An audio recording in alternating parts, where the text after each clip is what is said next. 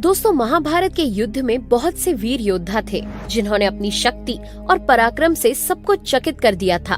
अगर मैं आपसे उन सभी में से सबसे अधिक शक्तिशाली योद्धा का नाम पूछूं, तो आप अर्जुन, भीष्म, कर्ण या किसी अन्य योद्धा का नाम बताएंगे।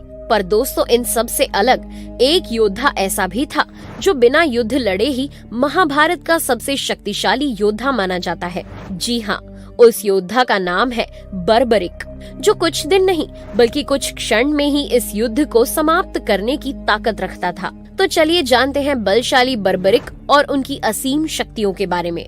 बर्बरिक, जो कि घटोत्कच का पुत्र और राजा भीमसेन और हिडिंबा का पौत्र था। स्कंद पुराण के अनुसार घटोत्कच ने जब शास्त्रार्थ की प्रतियोगिता जीत ली थी, तो कृष्ण की आज्ञा अनुसार दैत्यराज मौर्य ने अपने पुत्री मौरवी का विवाह घटोत्कच से करवा दिया था। फिर घटोत्कच और मौरवी की संतान के रूप में बर्बरिक ने जन्म लिया।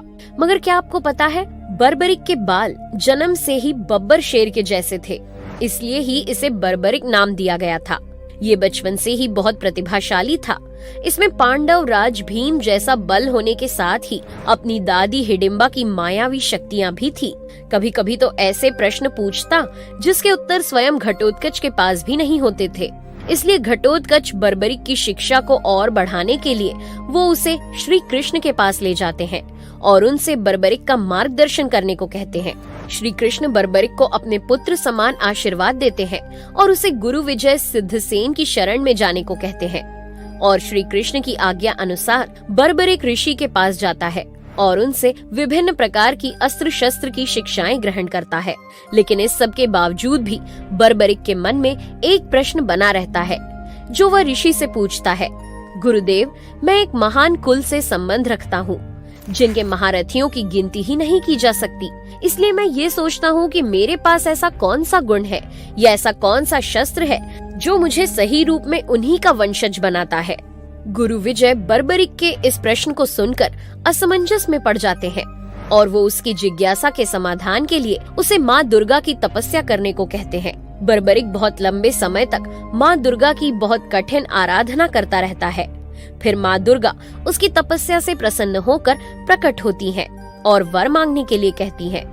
तो बर्बरिक उनसे कहता है, मैं आपसे एक ऐसा शस्त्र चाहता हूँ जो अर्जुन के बाणों की तरह अचूक हो और जो राजा भीमसेन की तरह शक्तिशाली हो, और ऐसा अस्त्र जो आज किसी को प्राप्त ना हुआ हो और ना ही भविष्य में किसी को प्राप्त हो। तो माँ दुर्गा बर्बरिक को 3 बाण प्रदान करती हैं। इन तीनों बाणों के प्रभाव से बर्बरिक किसी भी युद्ध को क्षण भर में समाप्त कर सकता था। इन बाणों को प्राप्त करने के कारण ही बर्बरिक 3 बाणधारी के नाम से प्रसिद्ध हुआ।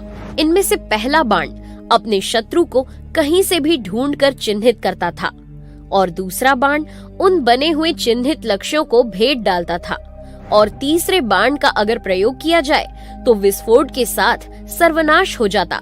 बर्बरिक इन बाण रूपी शक्तियों को ग्रहण करने के बाद अपनी माँ मौरवी के पास जाता है और उन्हें इन शक्तियों के बारे में बताता है। तो ये सब जानने के बाद माता मौरवी बर्बरिक से वचन मांगती हैं कि तुम हमेशा कमजोर पक्ष की तरफ से ही युद्ध लड़ोगे।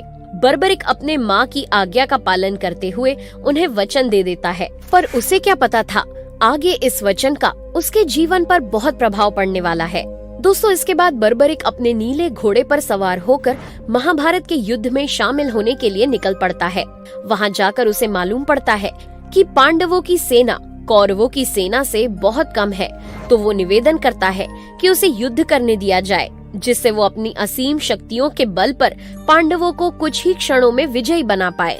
तो श्री कृष्ण ये सुनकर सोच में पड़ जाते हैं कि जिस युद्ध को अकेले पितामह भीष्म 20 दिनों में, कर्ण 24 दिनों में, गुरु द्रोणाचार्य 25 दिनों में और अर्जुन 28 दिनों में समाप्त कर सकते हैं, उसे बर्बरिक अकेले कुछ ही क्षणों में कैसे समाप्त कर सकता है। तो फिर श्री कृष्ण बर्बरिक से पूछते हैं कि आखिर उसके पास ऐसी क्या शक्तियां हैं जो इतना सामर्थ्य रखती हैं। फिर बर्बरिक श्री कृष्ण को माँ दुर्गा से प्राप्त बाणों की अचूक शक्तियों के बारे में बताता है। पर जैसे ही दुर्योधन को इसके बारे में पता चलता है, वो बर्बरिक को मारने के लिए निकल पड़ता है। जब दुर्योधन बर्बरिक के पास पहुंचता है तो वो ध्यान मुद्रा में होता है, और जैसे ही वो ध्यान मुद्रा में बैठे बर्बरिक को मारने के लिए गदा उठाता है तो उसका मित्र अंगराज कर्ण उसे रोक लेते हैं। कहते हैं कि ध्यान में बैठे और किसी निहत्थे पर वार करना सबसे बड़ा महापाप होता है, जिससे दुर्योधन फिर वापस आ जाते हैं। उधर दूसरी ओर पांडव बर्बरिक की शक्तियों को जानकर बहुत ही खुश होते हैं, पर श्री कृष्ण बर्बरिक की शक्तियों और उसके द्वारा अपनी माता को दिए गए वचन को जानकर चिंतित रहते हैं। दोस्तों, एक दिन श्री कृष्ण बर्बरिक के पास पहुंचते हैं और वो बर्बरिक के पास में लगे एक पीपल के पेड़ के सभी पत्तों को नष्ट करने के लिए कहते हैं। इसके साथ ही स्वयं उस पेड़ के एक पत्ते को अपने पैर के नीचे दबा लेते हैं। तो जैसे ही बर्बरिक अपने देवीय बाणों की आराधना करता है, तो उनमें से पहला बाण पेड़ के सभी पत्तों को चिन्हित कर देता है और फिर दूसरा बाण उस पेड़ के सभी पत्तों को गिरा देता है। लेकिन इसके बाद भी वो एक पत्ता जो श्री कृष्ण के पैर के नीचे था बचा रहता है, इसलिए वो बाण श्री कृष्ण के पैरों के चक्कर लगाने लगता है। ये सब देखकर श्री कृष्ण समझ जाते हैं कि बर्बरिक के बाणों से पांडवों को कहीं पर छिपकर भी बचाया नहीं जा सकता।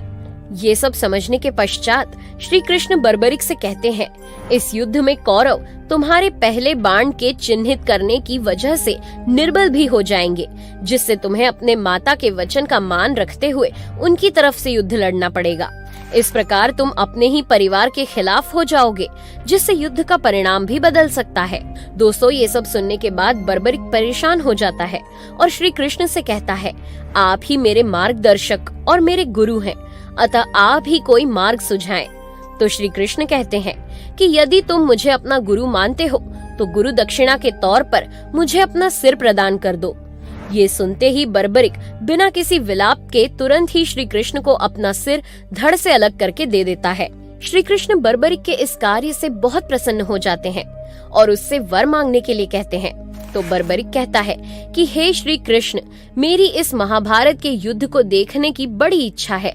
कृपा कर मुझे ऐसा वरदान दीजिए कि मैं इस संपूर्ण युद्ध को बारीकी से देख सकूं और सब कुछ सुन भी सकूं। तो श्री कृष्ण उसे दोनों पक्षों की तरफ से होने वाले युद्ध को देखने और जानने के लिए आशीर्वाद देते हैं और इसके बाद बर्बरिक के सिर को एक पहाड़ पर विराजमान कर देते हैं, जहां से वो महाभारत के संपूर्ण युद्ध को देखता रहा। दोस्तों, बर्बरिक ने न केवल युद्ध के पहले बल्कि युद्ध के बाद भी अपनी एक महत्वपूर्ण भूमिका निभाई। महाभारत पुराण में आता है कि युद्ध की समाप्ति के बाद पांडवों में युद्ध की विजय के श्रेय को लेकर आपसी तनाव हो जाता है। तो श्री कृष्ण कहते हैं कि बर्बरिक का शीश संपूर्ण युद्ध का साक्षी है, इसलिए इसके बारे में उसी से पूछना चाहिए। सभी पांडव श्री कृष्ण से सहमत हो जाते हैं और बर्बरिक से युद्ध की विजय के महान योद्धा के बारे में पूछते हैं।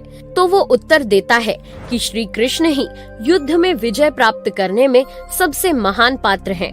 उन्हें युद्ध भूमि में सिर्फ उनका सुदर्शन चक्र ही घूमता दिखाई दे रहा था, जो शत्रु की सेना का विनाश कर रहा था, और कृष्ण के आदेश पर ही अन्य देवी देवता भी पांडवों का सहयोग कर रहे थे। तो ऐसे बर्बरिक ने अंत तक पांडवों का साथ दिया था और उनके आपसी झगड़े को भी सुलझाया।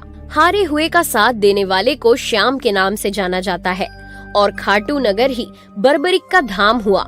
इसलिए श्री कृष्ण ने बर्बरिक को उसके बलिदान के कारण खाटू श्याम नाम दिया था। दोस्तों, आज भी भारत में खाटू श्याम जी का मंदिर स्थित है और वहाँ हर साल मेला भी लगाया जाता है। तो क्या आप जानते हैं ये मंदिर किस जगह स्थित है? कमेंट करके जरूर बताइए। तो दोस्तों, इस प्रकार बर्बरिक को उसके समर्पण के लिए आज भी याद किया जाता है और सभी घरों में इनकी पूजा भी की जाती है। ऐसे ही और वीडियोस देखने के लिए वीडियो को लाइक करें और चैनल को सब्सक्राइब करें। Thanks for watching.